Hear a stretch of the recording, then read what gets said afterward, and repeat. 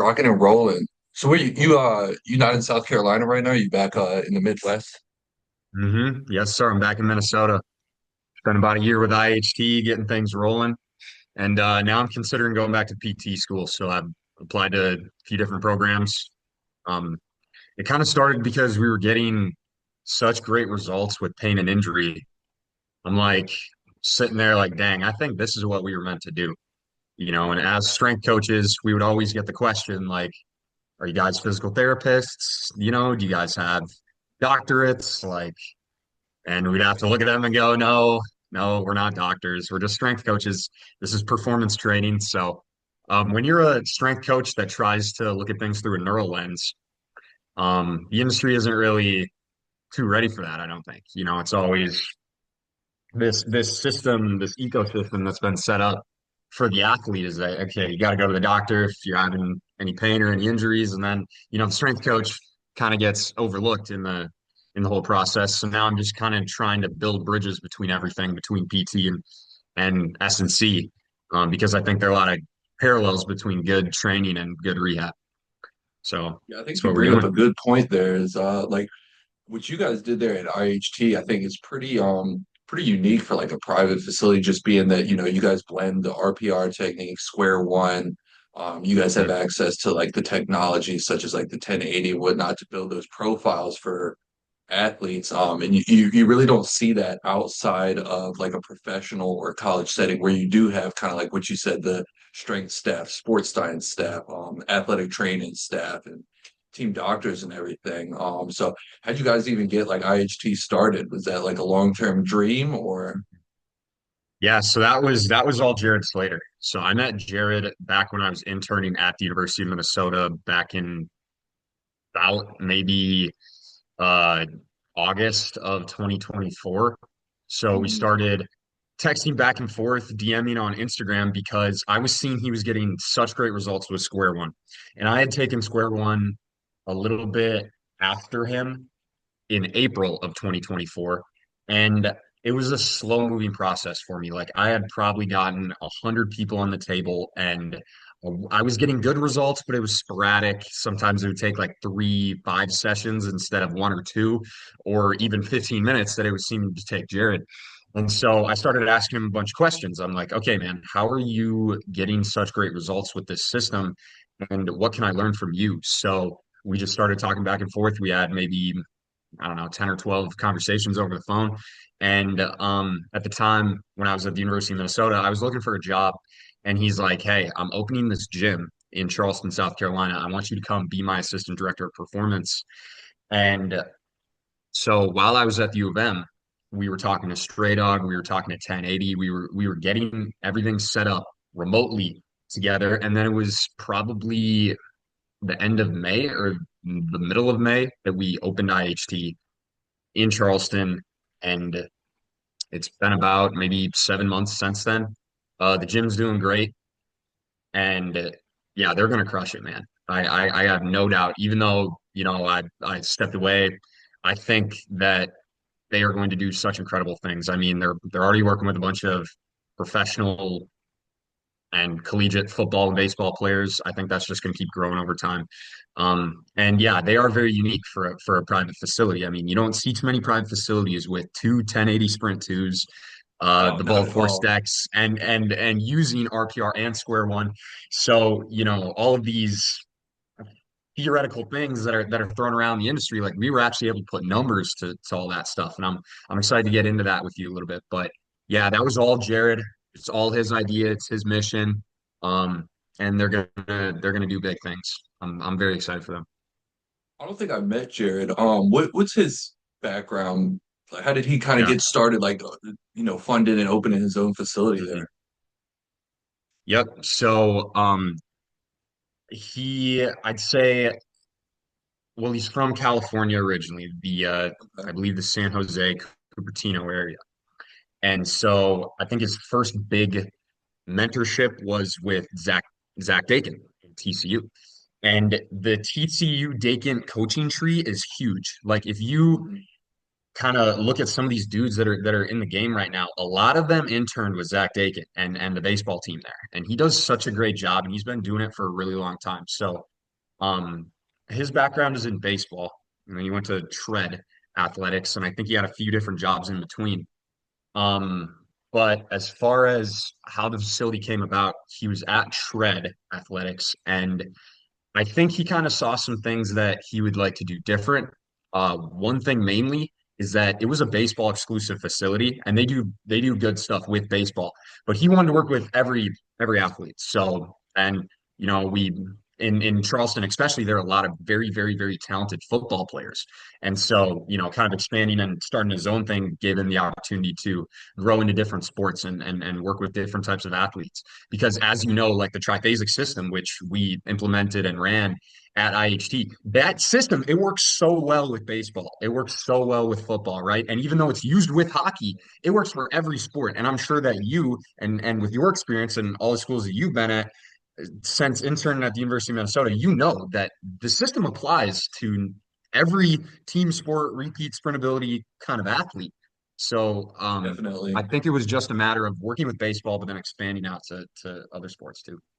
Gotcha. That's dope though. That y'all built something special down there, especially coming from like different areas where y'all didn't necessarily work together beforehand. I know you mentioned that you kind of got in touch with him from square one. Yeah. What are you able to tell us about square one? So, I Oh guess yeah. we're both familiar with RPR, from Yep. interning with Cal. So that's more of, finding the specific neural points, doing a little bit of manual simulation, and then Oh yeah. activating the muscle that way. But I've seen a lot of square one from you and from Yeah. different people posting that, but it's what are we looking at with square one? Yeah. So just to be completely open and honest, I'm not biased toward any one system. When you look at the best coaches in the game, they all say the same thing. And the fundamental, like base level of everything that's built upon in their system is that sensory inputs determine motor outputs and motor expressions. So your eyes, your vestibular system, your local proprioceptive joint actions, if your body isn't able to understand where it is in space, you can have big problems. And um, it's just something that's been overlooked for so long.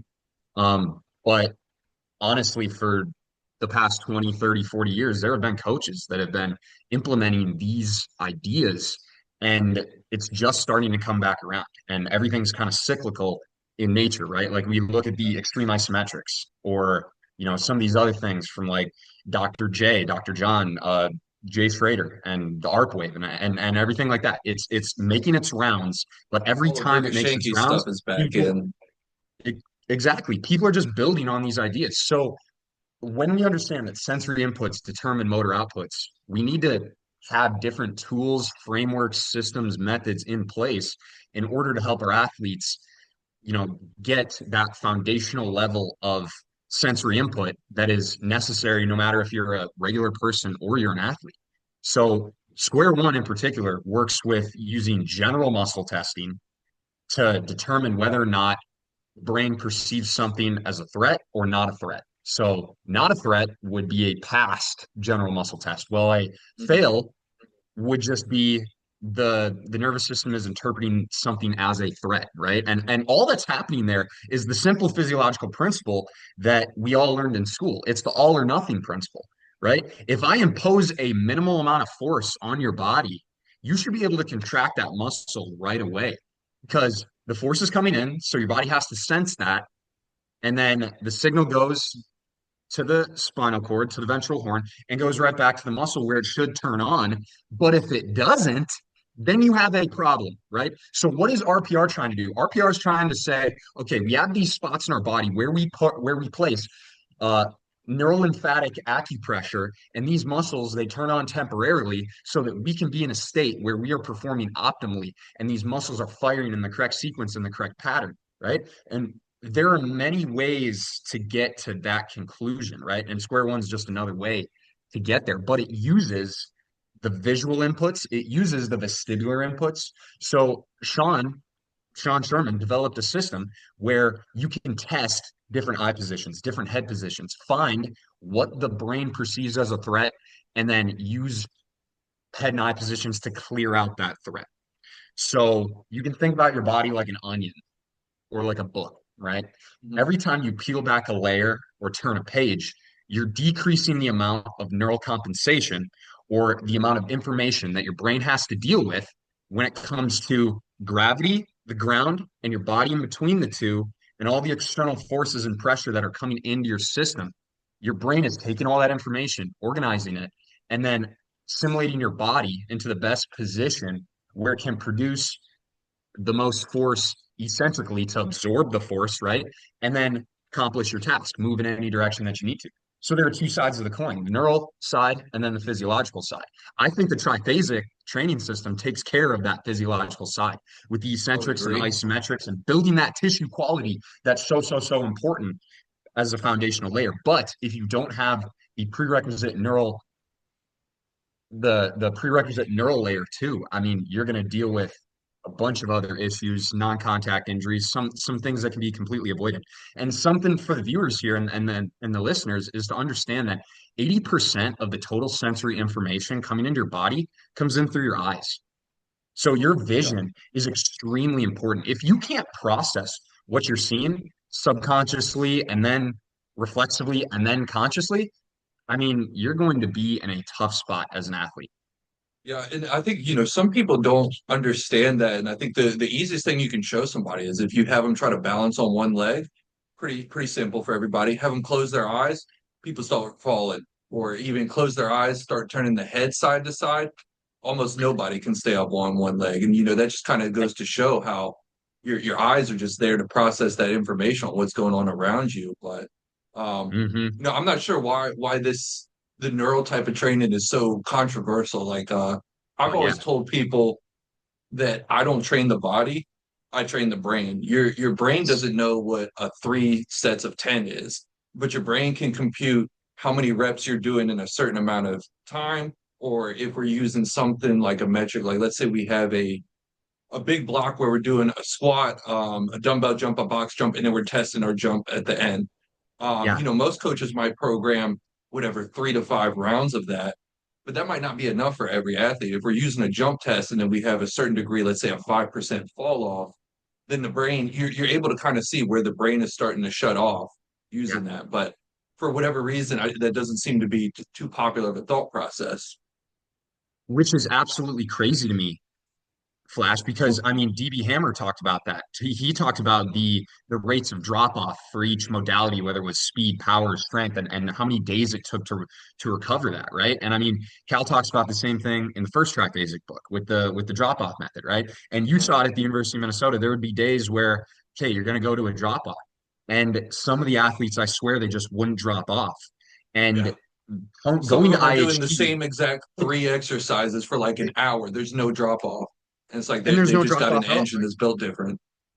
Dude, I remember like Maddie Wethington. I'd be watching her work out, and I'm like, girl, you're not even sweating right now. Yeah. You're going through You're this a workout machine. like it's freaking a Sunday jog. Like you are, this is the easiest thing in the world. Not even out of breath at all. I'm like, wow, this is a Yeah. different kind of work right here. High volume, high intensity, high velocity training is no matter what I do, and no matter where my mind goes when it comes to strength and conditioning from now on, I'm going to respect those things because when you see an athlete be able to work out for an hour, 2 hours, and not drop off at all, it's a really special thing to witness. And even, you doing the training, because I know you train really hard, you feel it too. Like when your capacity is increased, the confidence just skyrockets. Yeah. And part of that is neural. So like tying in some of these things we've been talking about, like Cal's interset RPR method, or using different neural resets in accordance with somebody's posture or their gait or some of these things that we can observe to find out where they break, when they break.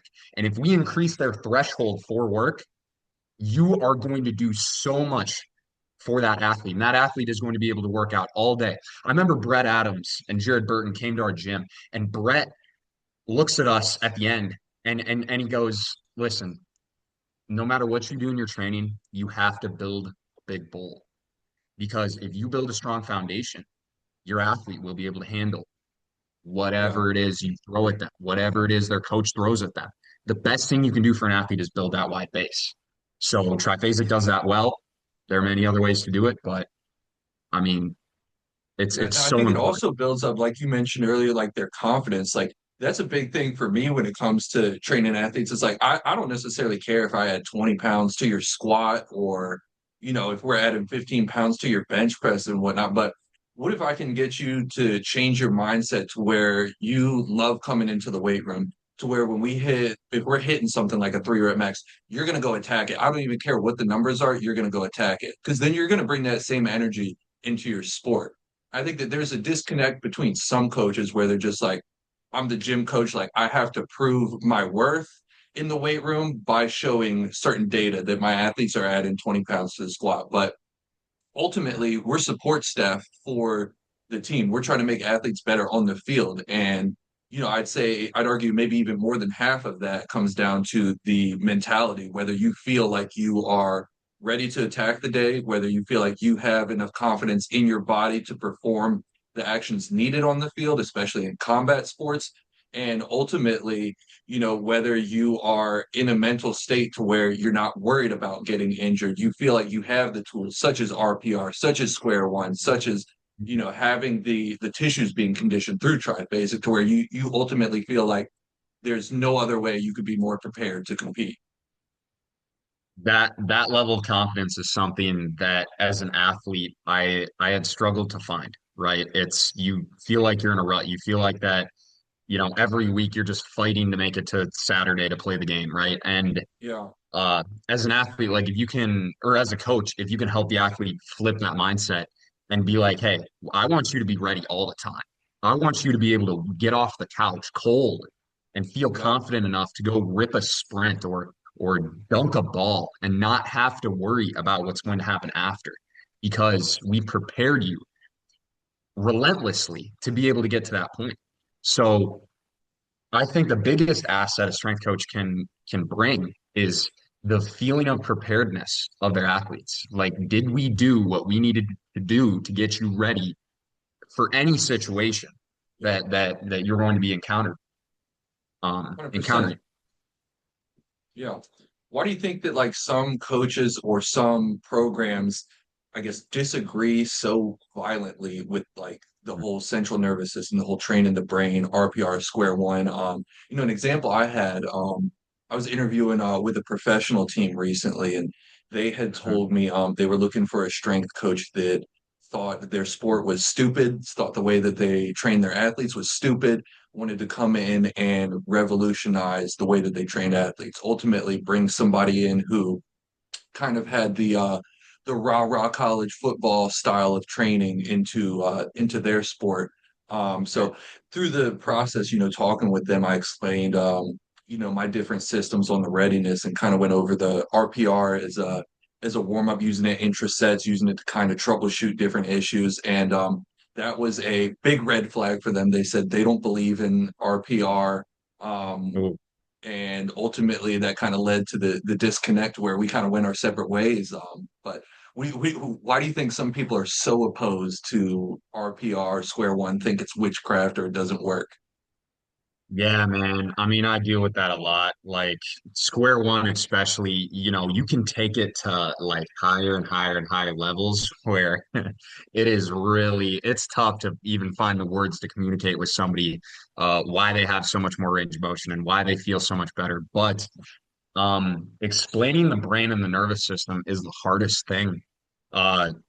To get through to people because it's also the most complicated thing about the human body. We don't really understand how much the brain is processing in our environments, like how truly sensitive your nervous system is. Like if you went around and you tested all the activities of daily living of somebody, something as simple as driving a car can shut somebody's nervous system off because they perceive it as Cuts a my threat, dad's right? off. Yeah. It, My dad, I mean, he's you're driving 60 a something, phenomenal athlete, but it's like when he had a long commute in the car, dude would come back, he's all, yeah, bunched over. We try to go play pickleball or bulging. something after the man's got a commute, he's done for. Yeah, and so I mean, I think it's very important to show teams. your track record of the athletes. Okay, yeah, so we came in, we implemented these things. Okay, the rate of soft tissue injury went down. Great. Okay, everybody got faster. Great. Their drop off decreased. Great. Their force asymmetries decreased on linear sprinting and jumping. Great. Okay. Take any metric that your team finds important, and I guarantee you, adding in RPR or Square One and some of these other neural systems like using different posture and gait assessments and the Z Health Carrick Institute stuff, like no matter what it is that you choose, you can prove change quickly whether it's a single session intervention or whether it takes 5 or 6 weeks, you're going to be able to show that force asymmetries decrease, stride length asymmetries and stride frequency asymmetries decrease, right? Like some coaches might claim that those things don't matter, but I mean, I've seen athletes with a 50% difference in force production between their left and the right leg, and RPR cleans it up like that. Tell me Instantly that's something almost. that doesn't work when I have the numbers right in front of you to show you. And we've done Yeah. it with hundreds of people. It's like, man, and we've done it with teams and like large groups of athletes where their asymmetries just drop down over time. I saw it at the University of Minnesota. I couldn't believe it. Sitting behind the 1080 and seeing an athlete with a force asymmetry and then going, hey, Sam, Trevor Foreman, Cal Dietz, come here and look at this. They look at the graph, they take the athlete over the table, PFL, glute med, so as Hmm. flexion extension tests, test a few more muscles, boom, turn everything back on. They come over to the 1080 again. I haven't moved. They sprint again, and boom, the force asymmetry is corrected. And I'm like, wow, the brain is Yeah. powerful. The brain is It's so crazy. powerful. How can we find things that target the brain? Because this makes change like that. And Yeah. just showing them the raw data and all these anecdotes of, hey, this athlete got hurt on Tuesday, but it's Saturday. Now they're ready to go. I mean, it's like there's so many stories that I could sit here and tell about, you know, like athletes that three doctors told them they'd never play football again, and then 4 days later they don't have back pain anymore, but they still have four bulge discs. It's like, Yeah. explain to me how No, and that's possible without, you yeah. know, No, uh, I agree with you because that's kind of like my introduction to RPR. So like I'd mhm. been working as a private strength and conditioning coach before doing the internship at University of Minnesota. I've almost had like every joint, every kind of injury you can imagine. And so I was big into doing Same here. corrective exercises. Yeah. I think at some point in our careers, everybody's went through the McGill's bird dogs, glute bridges, Yeah, yeah. and Oh, totally, man. Totally. I did that yeah. with my back in Yeah, college. Yeah. exactly. So I was, Uh-huh. I had about like a 15, 20 minute warm up before I could go squat and whatnot. Because I had previously herniated 3 discs in my back. Mm, And I got to, University of Minnesota, learned RPR within maybe the first 2 weeks there. And instantly I could go and squat heavy with no type of pain. I could even feel beforehand that I had like an asymmetrical squat. I was favoring my right side because of my left hip. yeah. And Yeah. instantly RPR, the glute reset completely took care of it. I ditched all my corrective warm-ups. Now Crazy. I just do RPR and Yeah. I get right down to it. And kind of what you mentioned with, always being in that readiness state. Yeah. I probably do RPR at least once a day, sometimes twice a day, depending upon the workouts. But Mhm. sometimes if I'm doing something, I don't even use it or warm up. I'll just get down to it because I can already feel that my body is ready for whatever the task that it is. And I think Yeah. ultimately that's kind of what you want your athletes to be like. If we're playing a sport like Right. hockey specifically, where there are a lot of line changes coming on and off. It's important that you might be sitting for 15 minutes. One of your line mates gets injured, you're instantly getting into that rotation. You got to be ready to go. I mean, there's no chance for you to Yeah. warm up on the sidelines. It's not like you can jog on the sideline like football, not like in baseball where you can get some warm up pitches in. You got to be locked in, ready to go. Yeah. And RPR is extremely effective, even in very, very, very small doses, like just zone one. Just doing zone one is so powerful, especially if somebody hasn't done it before. So we had an athlete Definitely. who was on a team that won a state championship in South Carolina, and he had a hamstring injury. So he comes in, right? And I test him. Everything's off. Hamstrings are off, glute med's off, everything around his hips is off, right? All we do is the diaphragm spot with 3 belly breaths. This kid doesn't know how to belly breathe. So all I did was teach him how to belly breathe, and we did the diaphragm spot. And then I'm like, okay, he's sweating really bad right now. He just learned how to belly breathe. Let's see if his muscles are on. Yeah, So I test him, and all of his muscles are on. And I'm like, that crazy. is wild. I didn't even hit any other spots, just the diaphragm spot. And Yeah, he is lightning quick, strong right now. And we got him up. He sprinted. I got him back on the table, still strong. Sometimes RPR shuts off, but it just was so powerful his first time. And he's like, I feel great right now. And he didn't have an issue with his hamstring after that. yeah. Um, because I mean, he just kept doing RPR. So No, that's a great it's a example to very use powerful there. tool. Yeah. I mean, Yeah, I've seen some really crazy things with it, and so it doesn't surprise me that, you felt your left hip being off. But then as soon as you gave your body that sensory input that it needed, the motor expression immediately changed. And that's why yeah. I have a slight disdain for people that are like, yeah, I've been doing PT for this for 2 years. And I'm sitting there, I'm like looking at what they're doing. They're doing their clamshells, they're doing this and that, whatever. And I'm like, listen, it's not a strength issue. It's not. Your glute med is not weak. It's just your brain cannot integrate all of these senses together. Your eyes and your ears are not communicating with each other. Your eyes and your vestibular system don't have enough sensory input. Like it's something. One hemisphere of your brain and a specific area of that brain is imbalanced, right? And that is why you have these issues that you're dealing with. And if you don't have the framework or the understanding or the background or the knowledge with the brain to understand those things, then it's going to be hard to see it because you're going to just be trying to, hit the square peg into the round hole. It's just not going to work. So I know you have the experience of going through tons of different injuries and going on the carousel of always being hurt. And as soon as you feel what it feels like to be to be on, and when I say that, I mean every muscle in your body is on. Like if somebody pops you on the table, you're not failing anything. That is a great place to be because that's the place where you can start to learn how to perform without needing to warm up. When your brain is just taking all the information in and assimilating all the patterns that it needs to Yeah. without any intervention. It is a beautiful thing to see. It's a beautiful thing to see. Yeah, I think it can even help you perform through some injuries as well. Oh I yeah. guess on a personal level, when I was a senior in high school, I thought I had torn like my one of my groin hip flexors. So I pushed through the rest of the season, went to the doctor in the off season, and I had a bone spur that had torn the labrum in my hips.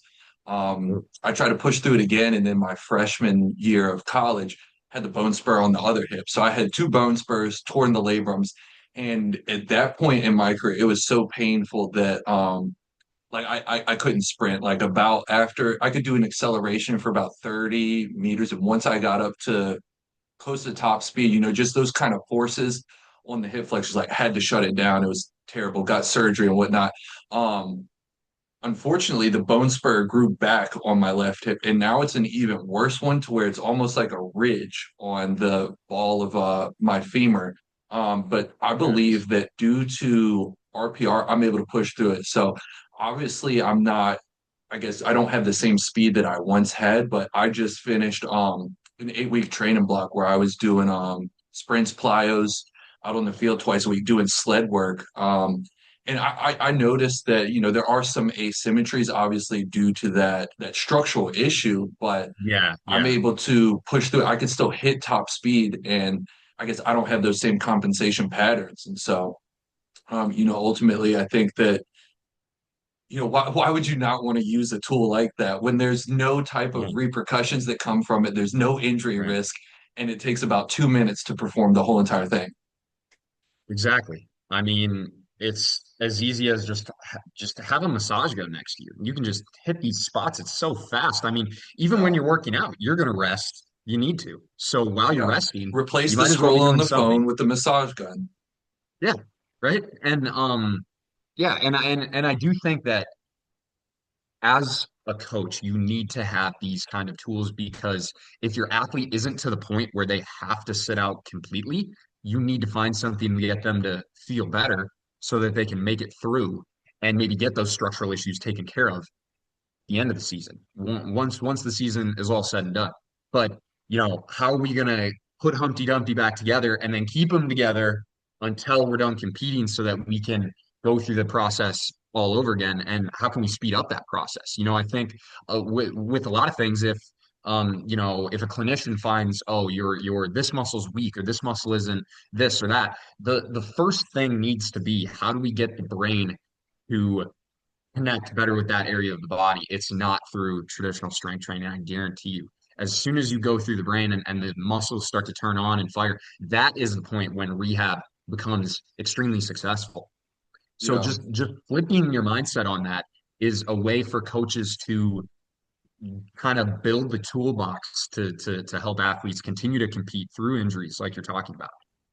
And the more tools that you have, the more situations you're going to be able to deal with, and the better outcomes you can bet for your athletes and your team. Yeah. It's huge. I think the last thing I want to touch on is kind of like the PT that you mentioned. Obviously, Mhm. there's some good PTs out there. Yeah. Oh But yeah. I would say for the majority, what what is your opinion on overall Mm. PTs and whatnot, and why do they do things the way they do? Like, Oh man. I went to PT, herniated 3 discs in my back. I go to PT for it. They want me to try to strengthen my glutes. So they got me doing bird dogs, they got me doing dead bugs, and they got me doing RDLs with an empty barbell, Oh my 45-pound gosh. barbell. I'm trying to talk to them. I'm like, look, I I leave your PT clinic and I go across the street to the gym and I'm RDLing like 365. And it's like I don't think that it's a strength issue. Eventually I talked to him about put me on the traction table, and that was a night and day difference. Another kid that I was training at a private facility, he baseball player, 13 years old, elbow pain. He goes to the PT doctor and they're like, "Oh, your forearm is weak." So they got him doing a bunch of grip exercises, whatever, roll-ups, that kind of thing. Increases his forearm strength. He goes back to practice, tries to throw, can't throw at all. Without even, doing an eval and whatnot, because I had seen that athlete probably come in maybe twice and do workouts with me. I emailed his dad, because his dad wanted to cancel his subscription to come into the gym since he had the injury. Yeah. Emailed his dad and I told him, I was like, look, I can already tell you that your kid's got weak shoulders, weak rear delts. Um, and, I kind of explained the process to him, had the kid come in. We're doing rear delt flies with 5-pound dumbbells. And I mean, that's a challenge for him. And, Oh pull-ups. man. Oh my Can't gosh. do can't do like one or two pull-ups. So, looking at it from Yeah, like right there. the There's your PT problem, buddy. lens, yeah, exactly. Right? He's throwing curveballs, he's throwing, high speed velocity pitches, and he doesn't have the shoulder stability to withstand that. So the compensation is going down to the elbow. But the PTs, they're just trying to treat that forearm flexor there instead of building up his shoulder strength. He worked with 2 weeks for me, and he is able to throw a baseball again within like 2 weeks. And I don't think that I'm doing anything magic. I'm having the kid do basic stuff. We're doing shrugs, we're doing rear delt flies, we're doing band pull aparts. Just an easy shoulder day. But what's Yeah. your opinion on PT? Okay. Because I know you said you want to go Right. back to PT school. Yeah. Okay. So one thing that you pointed out there that is extremely, extremely important, that no matter if you're a strength coach or a PT or whoever, find what your athlete sucks at the most and where their biggest glaring weaknesses are. Let's say they got the weakest hamstrings in the entire land. Well, guess what? That's always going to be your limiting factor then, right? If you can't do a rear delt fly with 5 pounds, how are you going to throw a baseball at 90 miles an Yeah. hour and expect something good to happen after you? I mean, so that's a fundamental principle that I'm living by right now is that I'm going to find out. I'm going to put you through a battery, find out what your weakest link is. With some people, it's like just as simple as aerobic capacity. Okay, have you hopped on the bike and tried to do some interval sprints? Okay. Some other lifestyle factors. Like where are your most glaring gaps in your daily life or your training, and how can I fill those first? And then that's step number one. Step number two is realizing as a PT, as an AT, as a strength coach, wherever your athlete or client is complaining of their symptoms or wherever their pain or wherever their site of injury is, that is the area, especially when it's a catastrophic injury, that was just simply the area of failure. All the force had to go somewhere, and it went there, and then your body was not able to withstand that force. So, how do we use RPR and the lens of RPR to kind of predict injuries? Well, if you can't contract against a minimal force, when I had you on the table muscle testing you, if you can't even absorb that amount of force in the amount of time it takes me to say, all right, stop me here, and I start pushing in, and you're not able to lock up that muscle, well, if the force can't go through the muscle, then it has to go to the tendon, to the fascia. And then if the tendon and the fascia can't absorb it and the body can't disperse that force, it has to go somewhere. And usually for the catastrophic injuries, it's that ligament, it's that tendon, it's that bone Yep. that was the Achilles, weakest link. ACL. Yeah. Exactly. And that's where it went. Simple So physics. it's just simple. It's your body has to dissipate the force. How can you make the body and the system better at handling all of the force?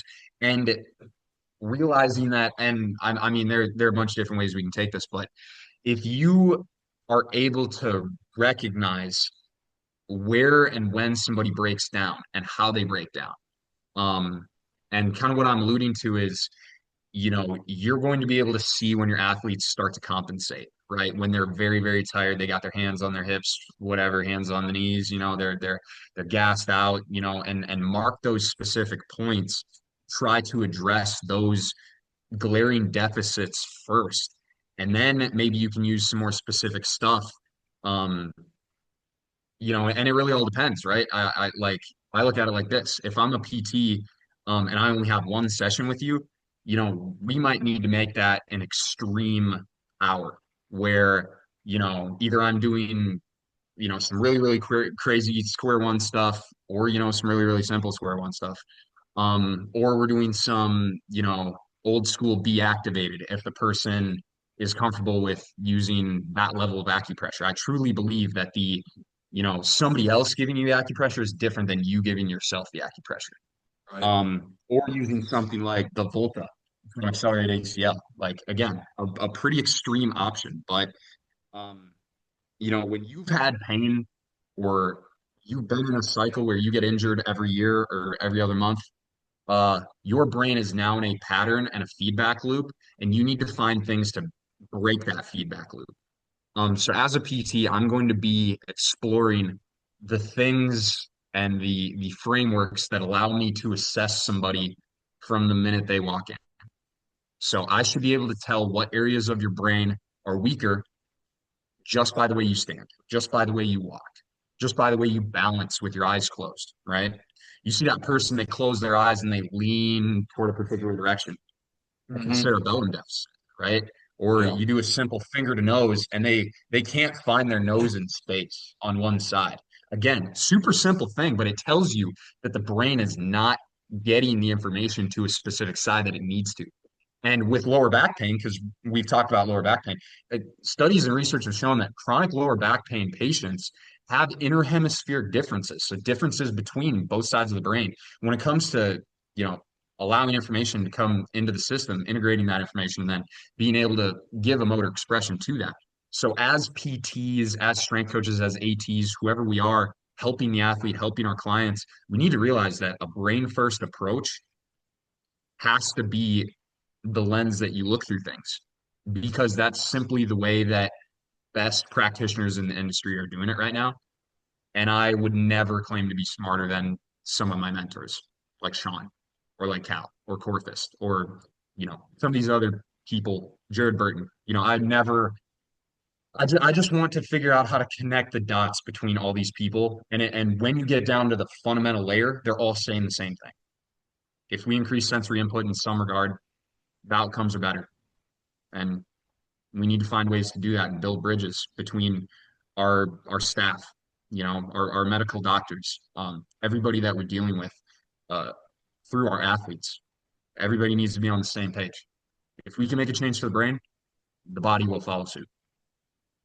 No, you're right, man. I mean, you really said it all. I think that you're going to be a great PT, and I'm doing it right. And was no, that's Yeah, I think you got the great mindset for a PT going into it. Is that you have an open mind going into it, and you're not set in stone to where it's like somebody comes in with back pain, you're like, all right, here's your clamshells, here's your bird dogs, here's your dead bugs. I think that, that's the kind of attitude that I wish more PTs had. And I think it's probably different if you're going to a clinic that specializes with athletes, or like a sports PT opposed to, just your generic. Because I think that that's probably one of the big disconnects is, you've got, let's say, a youth athlete, this 13-year-old baseball player, he's going to this PT clinic that, isn't a sports PT clinic. So, a majority of their clients are going to be, elderly people that don't work out, that aren't athletes.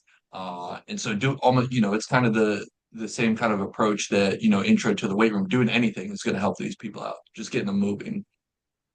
Dude, absolutely. I mean, so I'm not knocking some of the traditional PT stuff. There's a time and place for all of that.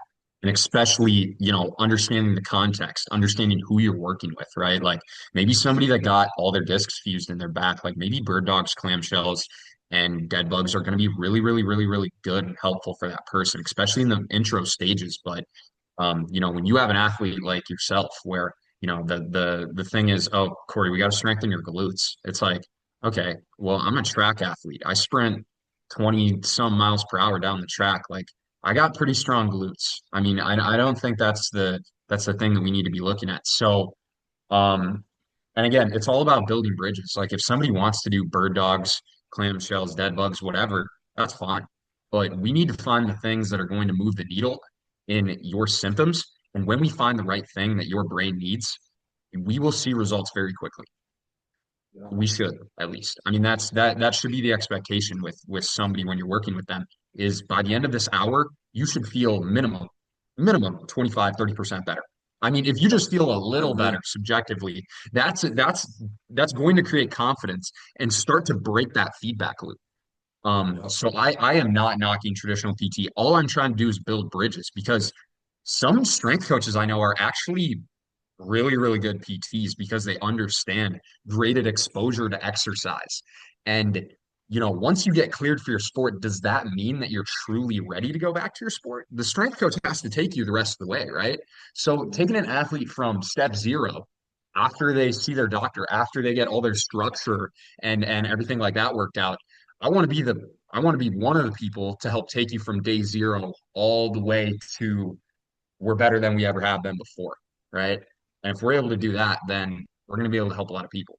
But yeah, understanding that context is important because if you're working with an elderly patient, it's actually a lot harder to work with those older individuals. And I found that it's very tricky to work with somebody that's the 60 or 70 years old compared to somebody that's 16 or 17 because their nervous system is very, very plastic. Whereas, somebody that's 60 years old, they don't have that same neuroplasticity. And it's No. very, very hard to make a change and break a feedback loop in somebody that's of an older population um, comparatively to somebody that's younger. But it's all about context. And I truly think that if we're able to build bridges as strength coaches, as PTs, we can't be, it fires me up so much because we can't be siloed into these Yeah. things. Don't We put need to, we yourself in need a to box. cross, we need to cross bridges, get outside of our box, get outside of our comfort zone and not pretend to be an expert in something that we're not, but reach out and extend the branch of, I'm not trying to fight against you. I'm trying to work with you for this Yeah. athlete or this client or this patient's best interests so that we can get the back as soon as possible. If you only need to see me two times, you should only need to see me two times, not 20, Yeah. right? I don't need to be seeing you for, 3 or 4 years working on the same injury. Had another client that has been with the same physical therapist, I kid you not, 19 years. 19 years going to physical therapy. Dude, at that Oh, point, they're just your therapist. Like, I mean, they're yeah, just there to that's chat with exactly what you I and said. be your Yeah. friend. And that can be an important role to play in somebody's life, but like, Yeah, to dang, each their dude, I own. mean, if we're not 19 years, like, we're not trying something new, right? Like, we're not Yeah. trying something different. I mean, geez, Yeah, dude. no, hey, props to that PT for getting them on the hook, man. So, dude. Oh, I gotta meet this PT, man. They're killing it Yeah. right now. Wow. Oh man. But wise words from Jungles.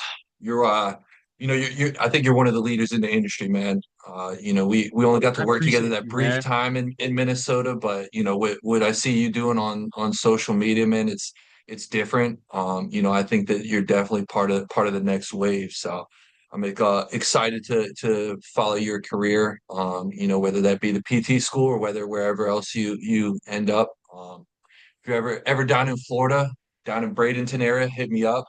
We'll rip a I workout will. down here, man. It sounds good, my man. Yeah, I'll have to take a trip to Florida. Go see Sam Davis, go see my boy Pat Robles, go see you. And thank you so much, man. I really, really appreciate you. It's a blessing to know you.